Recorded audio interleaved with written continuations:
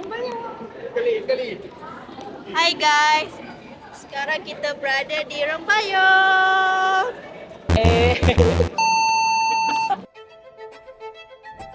Yang baju Dah, Macam tak menjaga. suka balik dulu.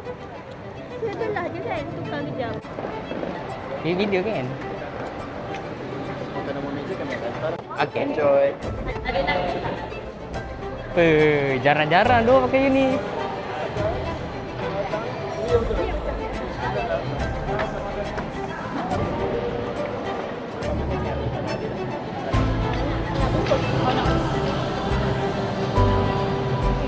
Gambar. Makan nasi ke apa? Dia tak makan lagi. Oh ya. Oh ni ada nampak dah. Kau teringin nak apa?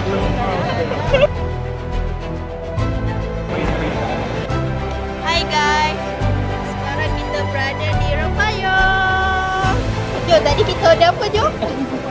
Cuciak kita order cuciak udang, ikan bawal sambal tumis, telur mata masak kicap, sayur masak lemak, telur dadah, nasi putih, banyaklah, dah banyak lagi. Dah banyak lagi.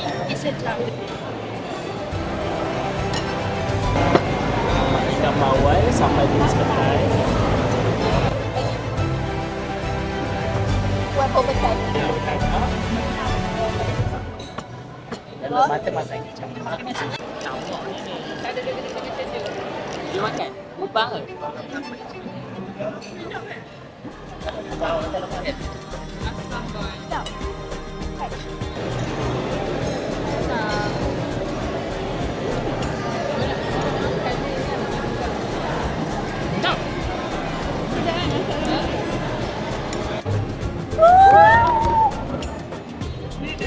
Thank you Jo. Oh my god.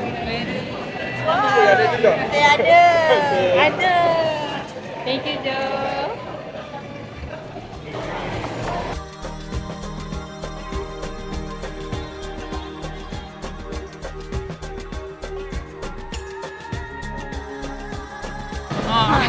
Ada lagi. Kau react. Lepas tu? Nah, kita start dulu. Review lah. Sorry. Kena top up. So apa ni? Oh, dah bercakap. Untuk rate kali ni 8/10. Oh sorry. And then untuk makanan yang paling sedap kat sini masak lemak putih. Sebab dia rasa lah vibe klasik dia tu, and then dia punya manis tu still ada lah. And dia punya vibe dia agak nature and then macam terlalu klasik. So memang kalau korang you guys datang ni, boleh datang ke Rempayung. Saja. Bye. Okay, so far makanan dia okay, so far so good lah.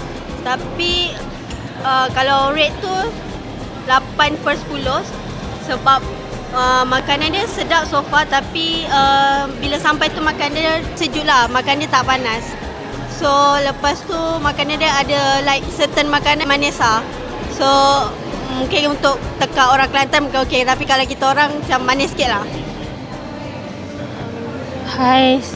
Selamat Hari Raya. Kepada yang menyambut. For me, Rempayung makanan dia I bagi 8.5 overall out of 10. Bising lah. Bising. Okay, the food presentation is nice. The ambience good. Minuman yang saya order ni manis. Yang lain okay.